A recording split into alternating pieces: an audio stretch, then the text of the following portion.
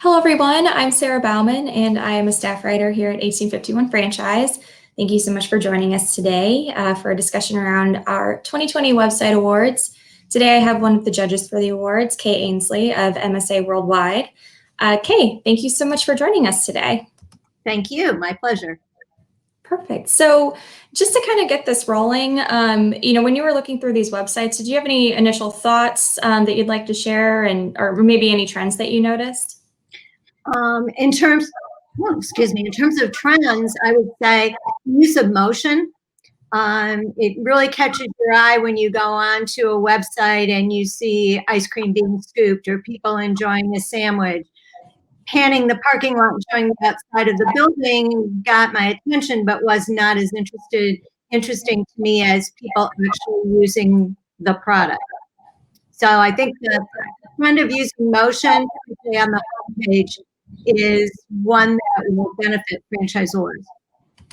Absolutely. Well, so what were some of the other, because I would agree, I think visual is one of the really key points of, really drawing in potential franchisees. So what were some of the other good visual aspects that you saw of these websites? And to that, just to take it a step further, did you notice any, visual aspects that some websites might want to avoid? Yeah, one thing I found particularly annoying is you get on the site and you're starting to get oriented to what's on the site, and 5 seconds later, boom, this big box pops up and you've got to get out of that to get back to the site. I think if I were designing something, I would avoid that initial pop-up. What was very nice, and I think when you talk about sales being a consultative sale, this approach lends itself to establishing that relationship. Was after I'd been on the site for a period of time, a little box would pop up and say, "Are you finding the information you're looking for? Do you have any questions?" And I think that is a much more helpful, consultative approach than, "Hey, do you want to talk right now?" Yes, absolutely. Yeah, I think there's definitely a big difference between a little box just kind of prodding you along and asking you if there is something that can be, they can do to help you. But when they just initially take you into the, asking you if you need anything when you haven't had any time to take in their content, I think that's, a little troublesome. But well, perfect. So then, to the point of content, because obviously information is such a big point of sales, or eventually a point of sale for so many potential buyers. So what kind of information were you seeing on these websites, and how did you find it useful? Or again, what was maybe not useful for, from a buying perspective? I think providing cost information, it's the one question that everybody is going to be asking. And so giving that range of investment required is very helpful to prospective franchisees. I also think that your testimonials need to be geared to the target franchisee you want to attract.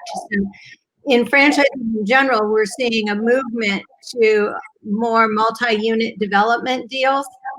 And therefore, I would urge people who are targeting an investor type franchisee or a multi-unit franchisee to have testimonials from other investor type multi-unit franchisees rather than the single unit owner.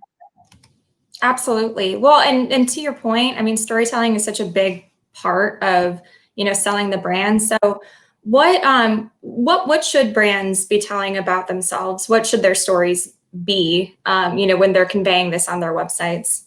Well, I think everybody wants to join a winner. And therefore telling your story, creating the culture of whatever it is you're selling and of your brand is important. Showing the success of other people who have become franchisees is certainly very important.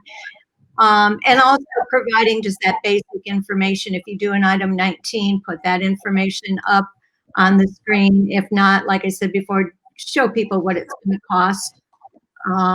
That's the one question people want to know. Absolutely. Well, and so obviously, something that is on everyone's minds right now is the COVID-19 crisis. And, unfortunately, it's become a part of these, stories that brands are about themselves. So did you see any websites that did this particularly well and, address concerns that any potential buyers might have?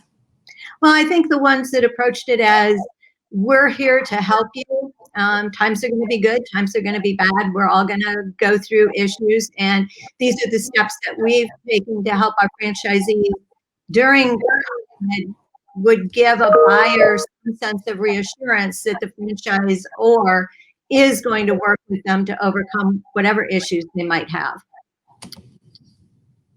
Absolutely. No, that's perfect. Well, great. So I think that's all we have for you today. Thank you so much for, participating in the judging and, for, sharing your insight. And I think you've given developers a lot to think about, as we're moving forward and as they're building their websites. Thank you. It was a pleasure. If I can mention another thing, I think Sure. franchisors would be smart every, 2, 3, 4 years to redo their website.